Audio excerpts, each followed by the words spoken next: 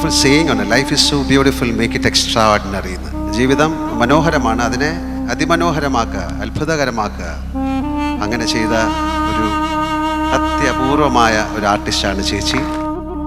സ്വാഭാവിക അഭിനയ ശൈലിയെക്കുറിച്ചാണ് ഇന്നേറെ ചർച്ച നടക്കുന്നത്.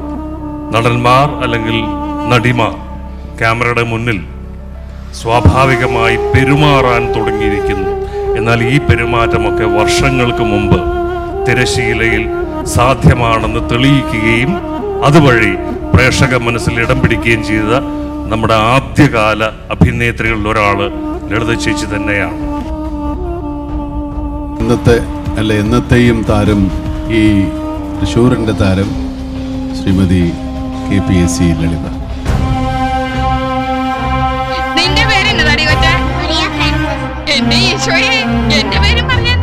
ഒരുള്ള ചോറ് തരട്ടെ അമ്മയുടെ കൈ കൊണ്ട്. ഇത് ബേക്കറിയിൽ നിന്നും മേടിച്ചല്ല, ഞാൻ എന്റെ സ്വന്തം കൈ കൊണ്ട് മാവ് കുഴച്ചുണ്ടാക്കിയത്. ഉപ്പും പോലെയുള്ള വർത്താനം പറയരുതെന്ന് തന്നോട് പലതവണ പറഞ്ഞിട്ടുണ്ട്. ഉള്ളതാ, അത് ഞാൻ ഇത്തിരി പ്രായ കൂടുതലുണ്ട്. രാത്രി ഒരു പുള കണ്ണടയ്ക്കായിരുന്നു ഉണ്ടാക്കിയത്.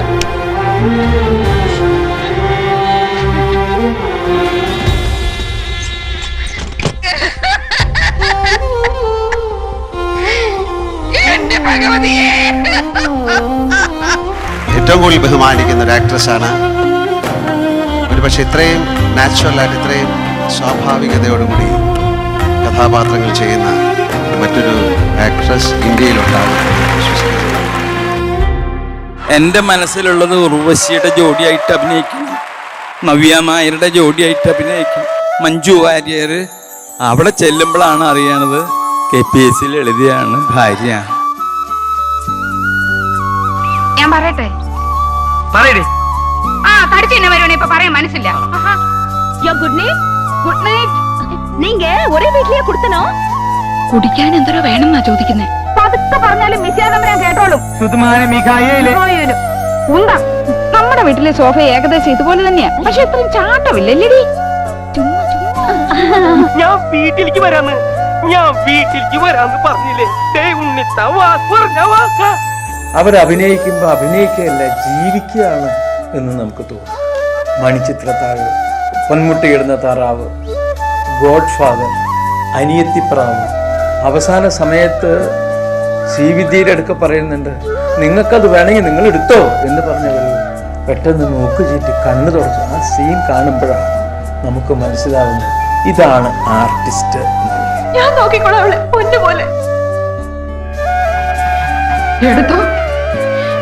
എടുത്തോണ്ട് പോക്കോ, എന്നിട്ട് അവിടെ ചെറുക്കനെ അവക്കം കൊടുത്തേന്. പറയട്ടെ അങ്ങോട്ട്, എന്നെ കല്യാണം കഴിച്ചതാണെന്നും ഇനി വേറെ കല്യാണം കഴിക്കാൻ പറ്റത്തില്ലെന്നും പറയട്ടെ.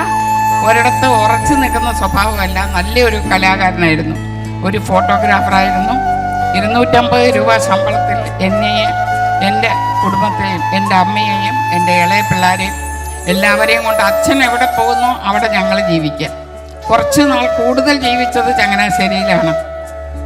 അവിടുന്ന് എൻ്റെ കല്യാണം കഴിഞ്ഞ് പിന്നെ എനിക്കൊരു അടിയുറപ്പുണ്ടായത്, എനിക്കൊരു ഉറച്ച ജീവിതമുണ്ടായത് ഈ തൃശ്ശൂരാണ്. കുടുംബജീവിതത്തിലും അങ്ങനെയുള്ള മഹാഭാഗ്യം ഉണ്ടായി. മലയാള സിനിമയ്ക്ക് ഒരിക്കലും മറക്കാനാവാത്ത ഭരതേട്ടൻ്റെ ശ്രീമതിയായിട്ടാണ്.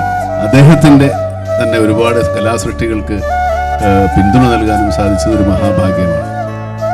നമുക്ക് ഇനി പക്ഷെ ഒരു കാലത്തും കാണാൻ സാധിക്കാത്ത ഒരുപാട് കഥാപാത്രങ്ങൾ അവതരിപ്പിച്ചിട്ടുള്ള വളരെ ഭാഗ്യവതിയും അനുഗ്രഹീതവുമായ ഒരു കലാകാരിയാണ് ലളിത ചേച്ചി. അതീവ ദുഃഖത്തോടുകൂടി ഒരു വാർത്ത പ്രേക്ഷകരിലേക്ക് എത്തിക്കുകയാണ്. പ്രശസ്ത നടി KPSC ലളിത അന്തരിച്ചു എന്നുള്ള വിവരമാണ് ഈ ഘട്ടത്തിൽ നമ്മെ തേടിയെത്തുന്നത്. കല്യാണി കളവാണി വെള്ളിത്താർവട പൂത്തിറങ്ങിയതാൻ പൂവോ പെൺപൂവോ ആൺപൂവാണേലമ്പലപ്പുഴ ഉണ്ണി കണ്ണനും പൂജയ്ക്ക് പെൺപൂവാണേലാകാം മറ്റൊരു കാർ വർണ്ണനുമാലയ്ക്ക് കല്യാണി കളവാണി ചൊല്ലമ്മി ചൊല്ലേ. ഞാൻ മരിച്ചുപോയ എന്നെ ഓർക്കുമോ?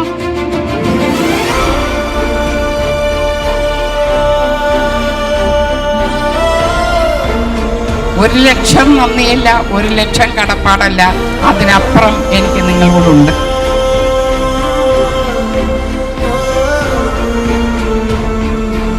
മരണത്തെപ്പറ്റി ഒന്നും പറയാൻ സാധ്യമല്ല. ആരെപ്പോ എങ്ങനെ മരിക്കുമെന്ന് ഈശ്വരന് മാത്രമേ അറിയൂ.